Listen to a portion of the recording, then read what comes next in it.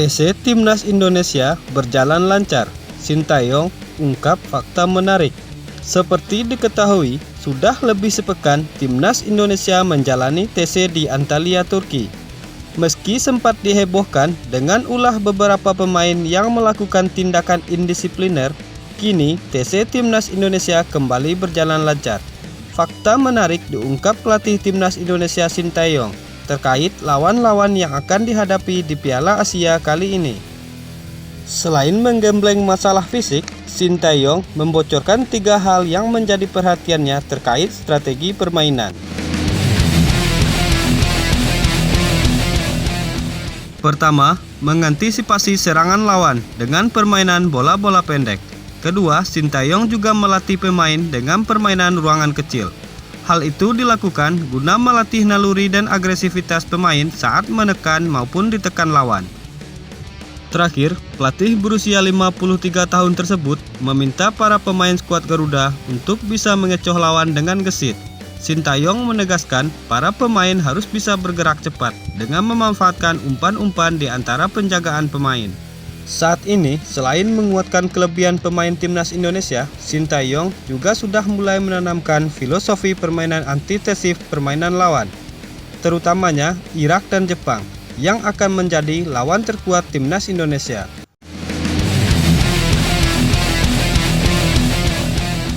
Target berat yang diusung di Piala Asia 2023 adalah lolos dari fase grup. Hal itu menuntut Sintayong bekerja ekstra keras guna mempersiapkan pemain untuk mewujudkan target tersebut. Dan tidak hanya pelatih, seluruh penggawa Garuda yang dipercaya Sintayong juga diharapkan bisa mengerahkan seluruh kemampuan terbaiknya demi mengharumkan nama bangsa dan negara.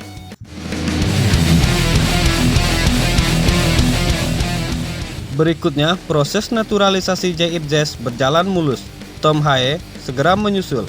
Sumpah WNI yang telah dijalani Zayid Zez akan membuatnya bisa segera membela Timnas Indonesia. Hal itu juga sontak menarik perhatian gelandang keturunan Tom Haye. Sebagaimana diketahui, sejak kepastian resmi dinaturalisasinya Zayid Zez, sosok Tom Haye juga ramai menjadi perbincangan warga yang berposisi sebagai gelandang bertahan tersebut kerap melempar kode yang disinyalir akan segera turut dinaturalisasi guna memperkuat Timnas Indonesia. Bak gayung bersambut, akhirnya desas-desus kabar naturalisasi Tom Haye kini terjawab. Seperti yang kita ketahui, kini pemain yang dijuluki The Professor tersebut telah menapakkan kakinya di Indonesia. Menurut berita yang beredar, Tom Haye hadir di Indonesia guna melengkapi proses naturalisasinya.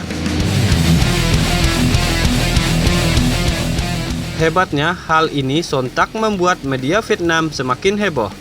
Akhir-akhir ini, beberapa media Vietnam memang kerap menyoroti perkembangan sepak bola Indonesia. Hal itu dirasa wajar karena Vietnam merupakan salah satu rival Indonesia di kawasan Asia Tenggara. Namun kali ini berbeda dari biasanya. Soalnya, alih-alih mengkritik atau mengejek, kali ini media tersebut kelihatan malah memuji apa yang dilakukan Indonesia. Menurut mereka, kini Vietnam harus lebih waspada lagi dengan Indonesia. Pasukan The Golden Star tak bisa lagi anggap remeh Indonesia.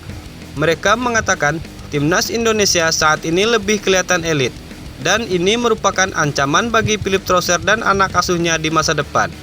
Pasalnya, kini skuad Garuda diisi lebih banyak pemain keturunan berbakat yang terbilang masih sangat muda. Bagaimana pendapat kalian tentang hal ini? Silahkan tulis di kolom komentar.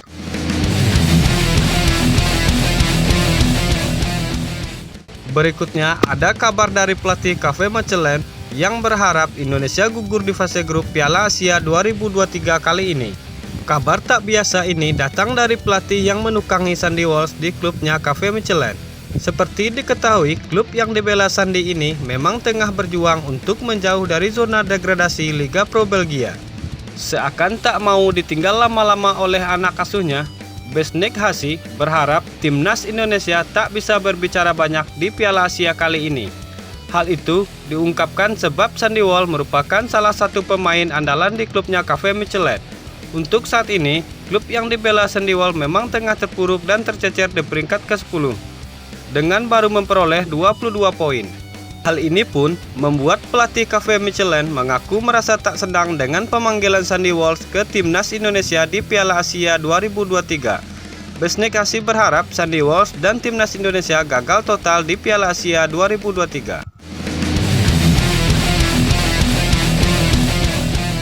Kembali ke kabar Tom Haye, tak hanya mengebohkan publik tanah air, keputusan Tom Haye untuk membela timnas Indonesia juga turut menarik perhatian publik Belanda.